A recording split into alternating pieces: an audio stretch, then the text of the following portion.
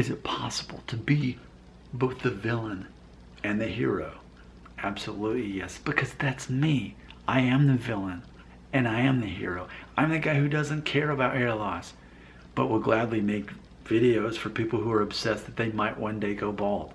That's the relationship we have.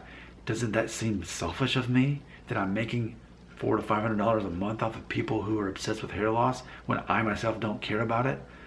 Well, I'm not a total horrible person because I'm actually helping a lot of people. Those who allow themselves to be helped, realizing that your level of attractiveness is not based on hair, but your actual identity, that you're judged not on your physical looks, but on who you actually are, which is like the theme of this channel. So let's go ahead and check this out. So Andrew Moss, here we go. He made a comment on a video that wasn't even about hair loss, but I'm glad he did. I made a video called My Millennial Existential Crisis. I'm just 38, so people can't relate. Here's what he said, quote, "The difference between your generation and this one is never has there been such an obsession with appearance. You have kids on your channel who are traumatized that they might already be receding. What they look like in an Instagram selfie and how many likes they get seem to matter more than their non-cyber life." And I got 2 thumbs up and 2 replies. One of them, me, this guy, I said, "I agree, you're completely right. It is disturbing. Hopefully my videos can help some of them." To which our great friend, the honorable Maxwell Smart, had this to say, quote, "Andrew Moss, I agree with you 100%.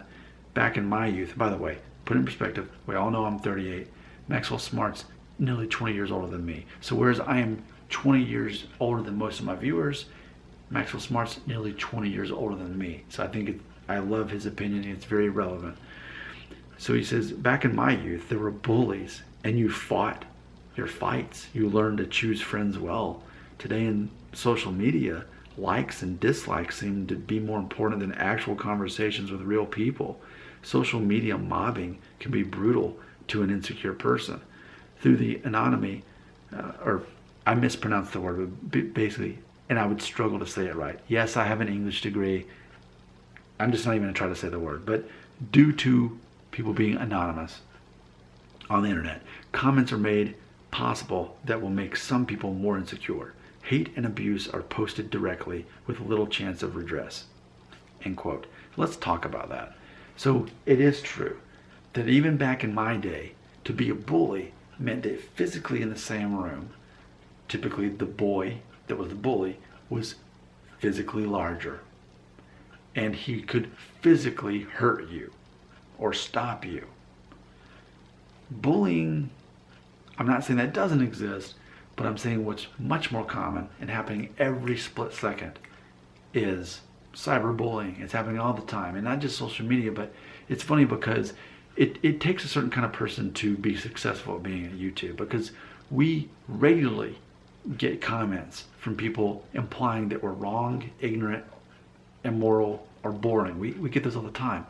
And, the better you become at YouTube, the more you know that you're always wasting your time to even respond to them at all.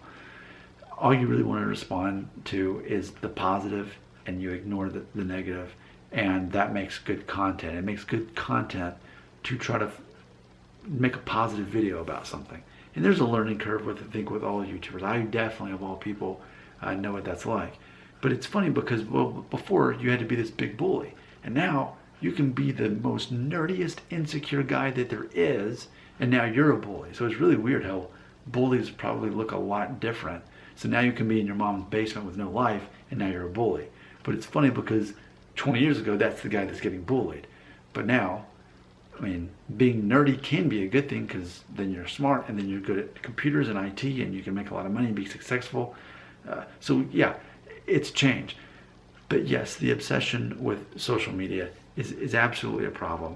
It's an epidemic, and ultimately I think it's becoming a major theme of my channel, that I think we really have to look at the general differences between generations. That's hard to say.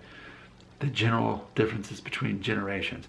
Now, I'm interesting because I'm kind of almost a millennial, but not really. There's kind of like this in between. for someone born in 1981. I don't fully identify as Generation X, but definitely not as a millennial. If I'll put it this way, if being a millennial means that you base your identity on what people say about you on social media, then absolutely not. That's not who I am. But I feel that so many of the people who watch my videos and leave comments, that's exactly what they're doing. They're not even ashamed of it. And the same way they're not even ashamed about the fact that they regularly look at porn on their phone or a computer or laptop or whatever it is. And that's not cool. That's like totally just destroying your brain and your perception of women. And it's only giving you more anxiety about the fact that maybe one day you might go bald because your temples are going back. That means nothing. I had receded temples at 17 and now almost 40. So yes, absolutely, we have to look at what is the actual problem here. I want to liken it to the classic movie from 1975, Jaws. One of Steven Spielberg's first big movies. Have you seen that movie? Definitely see it. It's one of the best movies ever made. The movie, it's about a shark that eats people. Pretty early on in the movie, you can see the real problem. And that's the mayor who recognizes the shark is eating people and refuses to shut down the beach because it's peak season and he wants to make money. He's the problem. He could have, if the mayor would have simply done the right thing, the movie would have been over in about 20 minutes. He would have shut down the beach and stopped feeding Jaws with people. So we have to look at what's the actual fundamental issue here. It's not about hair loss. Man, hair loss has always existed, right? I mean, even in biblical days, men were bald. So it's not an epidemic suddenly, oh no, our lives are falling apart because we're balding. No, the perception is that your life is falling apart or might one day because you might go bald because you have no life. Like, so for me, and growing up in the 90s as a teenager, one of the things was, man, get a life. And it was just this generic insult people would say to each other. But I really feel now more than ever, that's ultimately the hashtag here, get a life. I think so many of my viewers don't have a life. If you think that your life is inside of this, then you definitely don't have a life. Because it's just like on Snow White, mirror, mirror on the wall, who's the fairest of them all? You're asking everybody else to tell you that you're important and that you matter. That tells me that you don't have somebody in your life already doing that. That's why I make that whole joke about I'm your hair loss daddy. Because, I mean, seriously, do you need somebody like me to tell you that you matter and are attractive beyond your hair? But if all you worry about is your hair, then you're automatically not attractive, because people are attracted to confident people who make other people feel good about themselves. Is that, if you don't have someone telling you that already, that's actually the problem. So I think fundamentally, the generalization of the culture of the generation 20 years away from me, I think that's what they're experiencing. People that were born after the year 2000 especially, I think they're especially going through that. Hair loss is not the problem, and it never was the problem. It's the perception of that problem and the fear that might happen that's the problem. So yeah, the real issue is the generation you're part of. No, your generation has a lot of good stuff going for you. But I've also been sensing all this talk about fear and anxiety and even suicidal thoughts about hair. It's not about hair, man. It's because you don't have a life. You don't know who you are. I mean, if you literally need to do this, then maybe you should get out a piece of paper, 1 through 10. Here's things I'm good at. Another page, 1 through 10. Here's things I'm bad at. And then ask yourself, can you be okay with those things that you're not good at? Can you make jokes about them if anyone ever brings it up? Can you write down on a piece of paper the last time you made somebody else feel good about themselves? Can you say, yeah, I can make people laugh, I'm funny. Can you say that about yourself? Because if you can't, then that's the issue.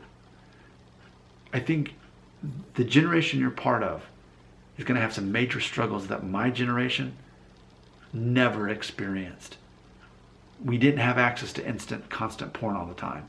We didn't have bullies that were ultimately kind of imaginary like you do on social media. So yeah, that's the theme of this channel. It's not about hair loss. That's a perceived issue. The actual issue is in here. You need not a hair transplant, but a brain transplant from people of older generations who are masculine and have a masculine identity. They have the life experience that you can't have, and they never had the curse of growing up saying, please confirm who I am. Please say that I'm cool and that I'll look good, and please tell me that you'll always like me even if I go bald, but I don't want to go bald. Please tell me how not to go bald. Be cool like Nick Shell. Comments right here. Oh, it's not the camera.